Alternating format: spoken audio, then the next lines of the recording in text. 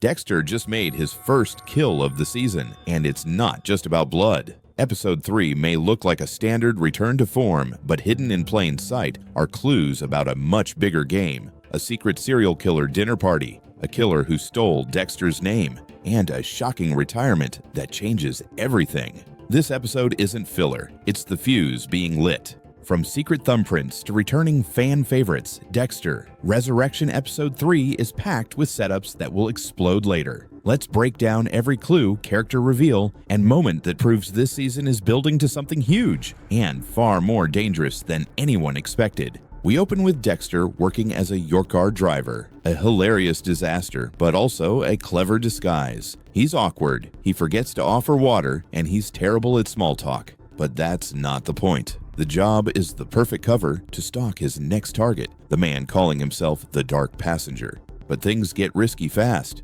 Blessing Kamara, Dexter's landlord, and one of the only truly decent people in this series, has a security camera aimed right at the house. One misstep and Dexter's cover is blown. Even worse, he has a low driver rating. But Blessing, ever the loyal friend, helps him improve, which only makes us more nervous. Because the more we like Blessing, the more likely this show is to rip him away from us. Longtime fans perked up the second they heard it. Patrick Bateman, one of Dexter's original aliases from the early seasons, returns as he orders a dose of M99. The supplier on the phone even references his past in Florida, which might seem like a throwaway line, but isn't. This moment drops a subtle clue. Someone out there still remembers Dexter Morgan. If the order gets flagged or the supplier connects the dots, it could blow his whole new identity. And then there's the eerie parallel.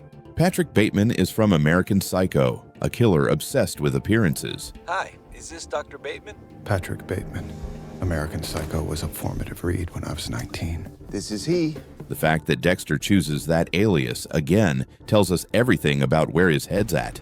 He's not just hunting again. He's becoming who he used to be. And this time, the stakes are even higher. Detective Claudette Wallace is not just smart, she might be something much darker. She breaks down Harrison's story piece by piece, following logic that seems way too close to killer intuition. She notices the pristine hotel room, the missing camera footage, the kitchen drain, the garbage bags, the butcher knives, the knots, and concludes, correctly, that Harrison is hiding something. But how does she think this way? It's not standard police work. She's practically reverse engineering a kill, step by step. There's a theory floating around that Claudette either has a history with serial killers, or might even be one herself. Even her emotional distance when confronting Harrison raises questions. Is she trying to help, or is she toying with him? Either way, she's getting dangerously close to the truth. And if she figures out what Harrison did to Ryan, it's only a matter of time before Dexter's past reemerges in full force.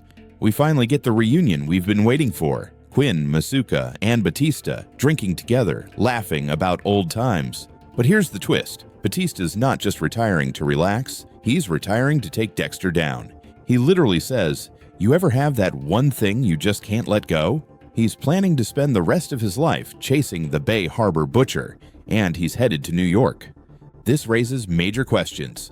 Will Quinn follow him? Does he already suspect something?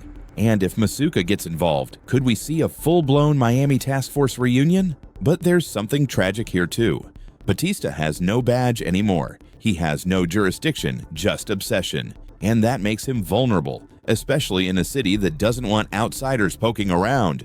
And if this season dares to kill Batista after giving him this much nostalgic buildup, that could be the most devastating twist of all. Red finally gets in the car and tries to strangle Dexter with a wire. Classic kill table reversal, but this time, Dexter is ready. He's not as fast as he used to be, but he's smarter. He wears a hidden piece of metal around his neck, repurposed from Blessing's rat barrier, and he fakes fear until the moment he injects Red with M99. Dexter is back. But this isn't just any kill.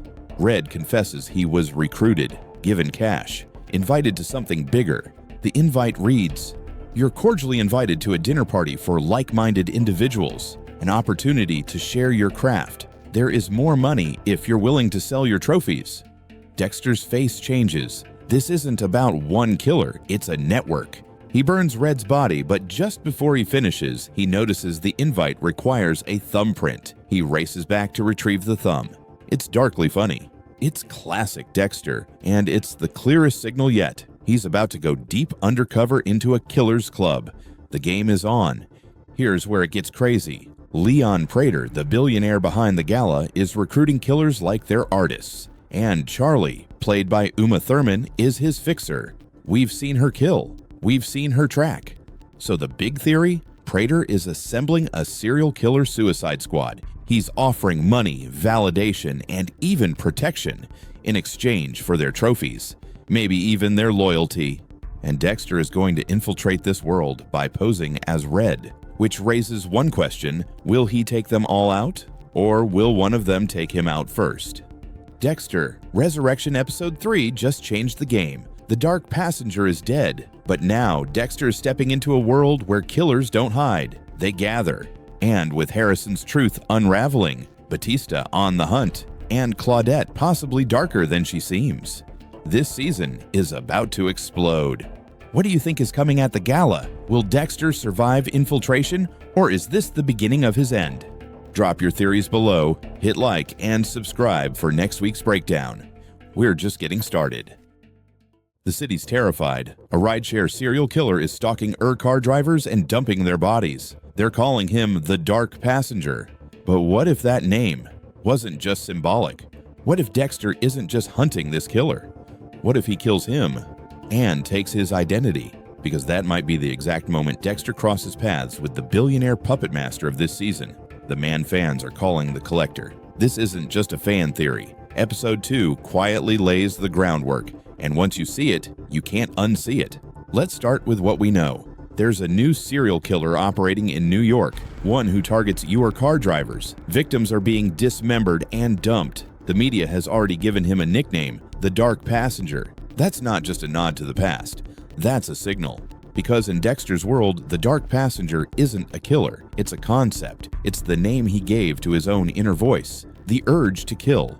So when the show introduces a real-life murderer using that name, it's not a coincidence. It's bait. And Dexter, he's taking it. In episode 2, he makes it clear he wants to go undercover as a your car driver to track this new killer.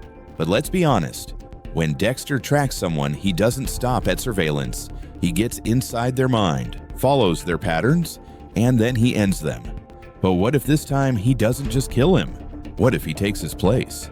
The theory goes like this. Dexter finds the Dark Passenger, the real one, the killer terrorizing rideshare drivers, and he kills him. But instead of walking away, he takes his clothes, his phone, his car, his identity.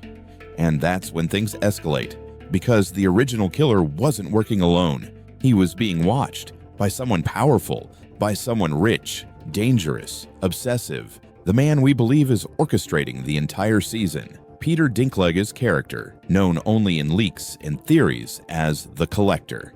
A billionaire who doesn't just admire serial killers, he collects them. And now he thinks Dexter is one of his. This explains everything. Why Dexter ends up entangled with 6 new killers. Why he's drawn into a hidden network. Why he's being invited to a twisted game he never agreed to play because he assumed a mask. And that mask was already under surveillance. And now the Collector wants to meet him.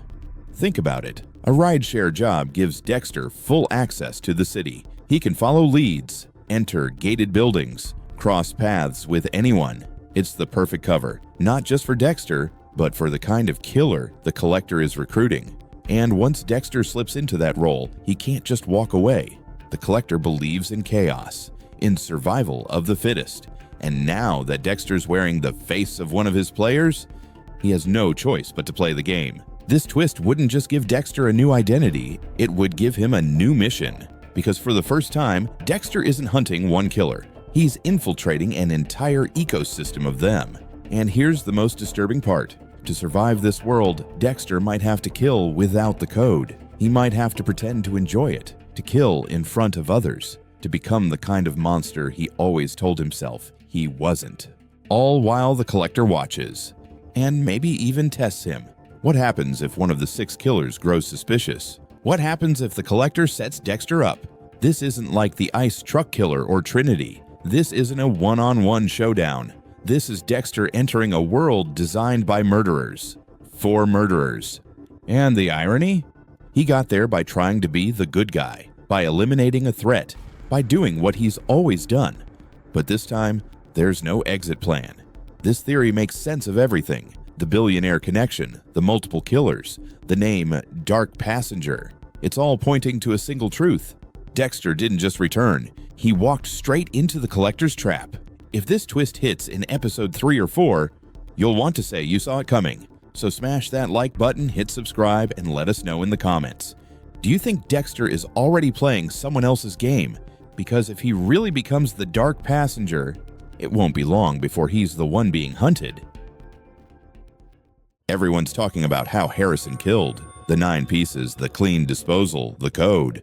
But that's not the twist, because the real question is why he did it. Episode 2 just quietly planted something darker, a motive that has nothing to do with justice, and everything to do with revenge.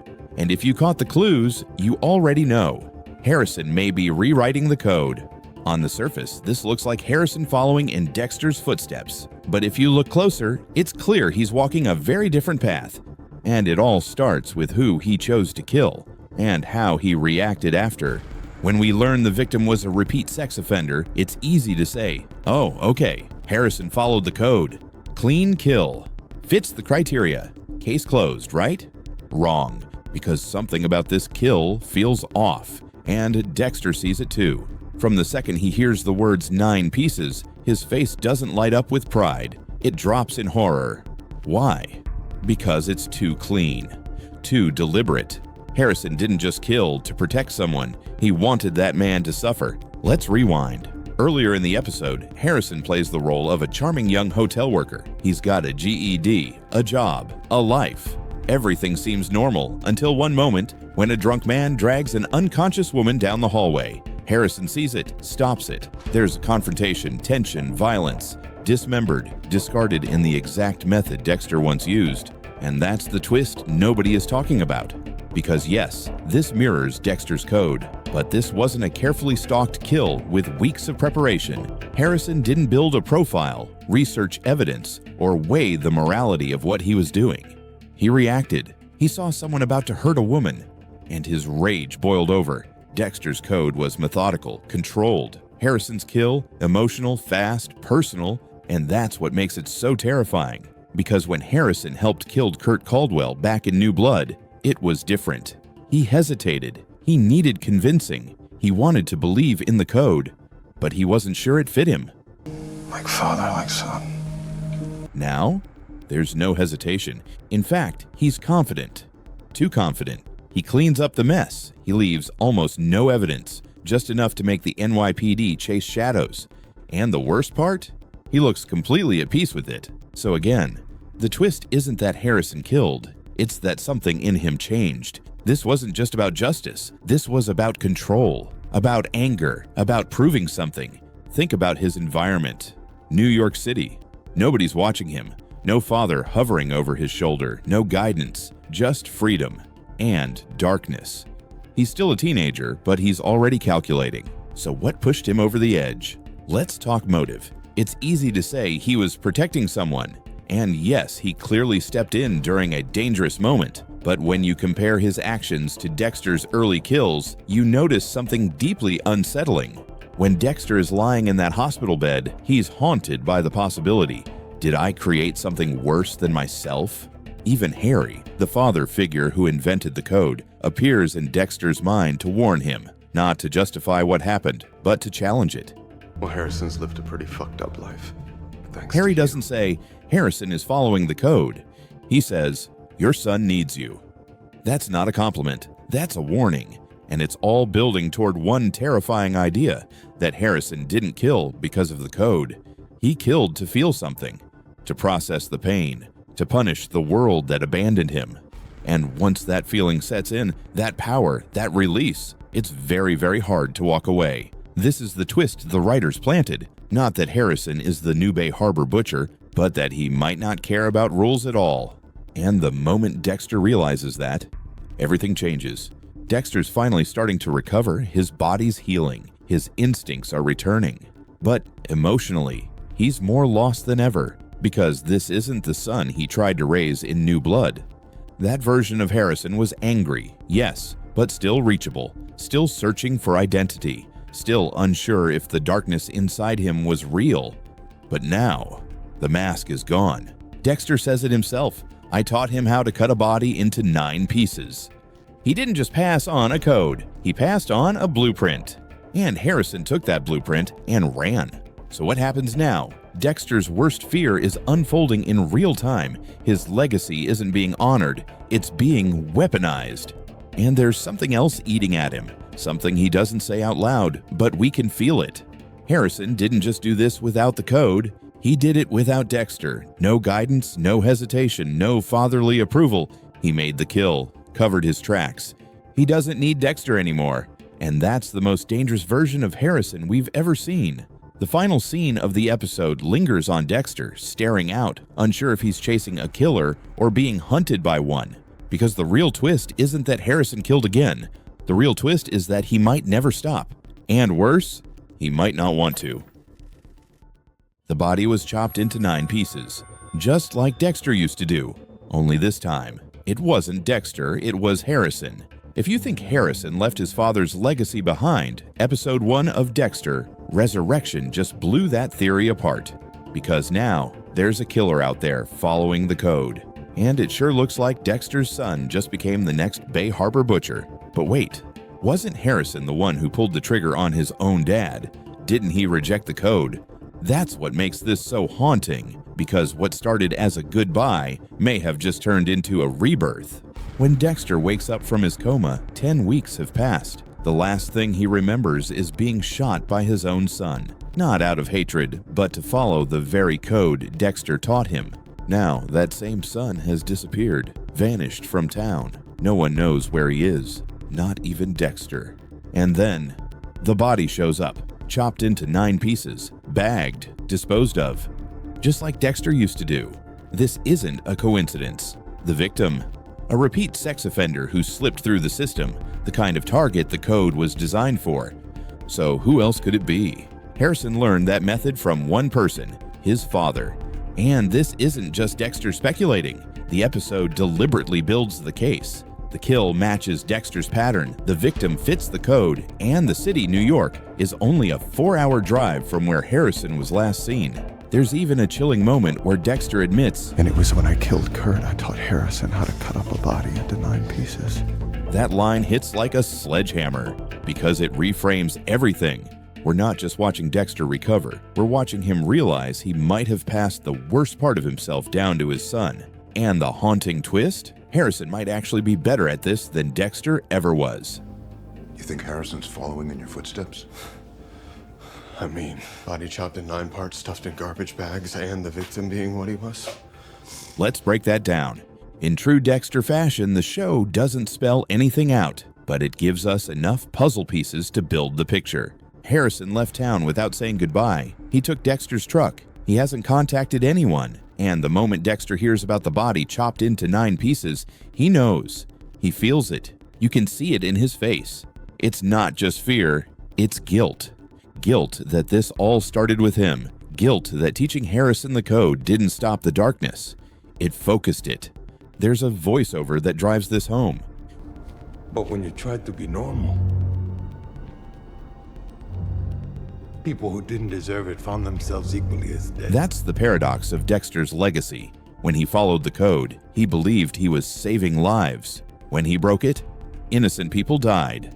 But now, Harrison might be walking that same tightrope, only this time without anyone to guide him. And that's what scares Dexter more than anything, because the code was always about control, about balance. And if Harrison is out there hunting without those rules, he could become something far worse. Near the end of the episode, there's another disturbing detail. Dexter learns the NYPD is already investigating the murder. They've found body parts. They've launched a task force. And if Harrison really is behind it, he's already made mistakes. Dexter's voice turns cold. And if it is Harrison, he could be in real trouble. This isn't a proud father watching his son follow in his footsteps. This is a man realizing he might have created a monster. And the cruelest irony? Harrison might think he's honoring his father, because what if Harrison didn't pull the trigger to end Dexter's legacy, but to inherit it? The final few moments of the episode are intentionally slow. Dexter, still limping, still broken, prepares to leave the hospital. He's not hunting a killer, he's looking for his son. But there's a sick twist here. For the first time, Dexter might not be the most dangerous Morgan. The Bay Harbor butcher was terrifying. But imagine someone younger, stronger, untethered. Harrison was born in blood too. He saw his mother murdered in front of him. He lived through trauma, foster homes, the same violent urges. And now, he's alone. The show wants you to ask the question, but is afraid to answer it. What if Dexter's son is now the perfect killer? This season isn't just about Dexter's resurrection, it's about Harrison's transformation. And if episode 1 is any indication, the next Bay Harbor butcher isn't coming. He's already here. If you're hooked, hit that like button and subscribe, because this season just turned into a bloodline war. Deborah Morgan is dead, right? Then why is the internet convinced she's coming back again? A new theory just exploded online, and it might change everything we thought we knew about Dexter: resurrection. Let's start with what we know.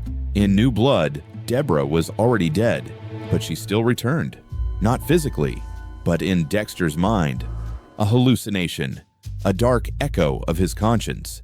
And that's what's making fans suspicious, because now it's happening again. A trailer drops, a single line from Dexter, a shadowed figure, no context, no face, just enough to set Reddit on fire. And you know what they found? A theory that might be the craziest and most convincing one yet. What if Deborah is still with him, not just in his head, but guiding him, judging him, maybe even saving him? Think about it. Deborah was always the one person who could break Dexter's walls. Did you kill all these people?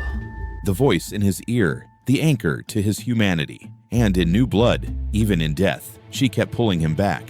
Now here's where it gets wild. Some fans believe she'll return again as Dexter's full-blown moral compass in Resurrection, a recurring ghost, a force he can't ignore. Why do they think that? First, the symbolism. Second, the trailer clues.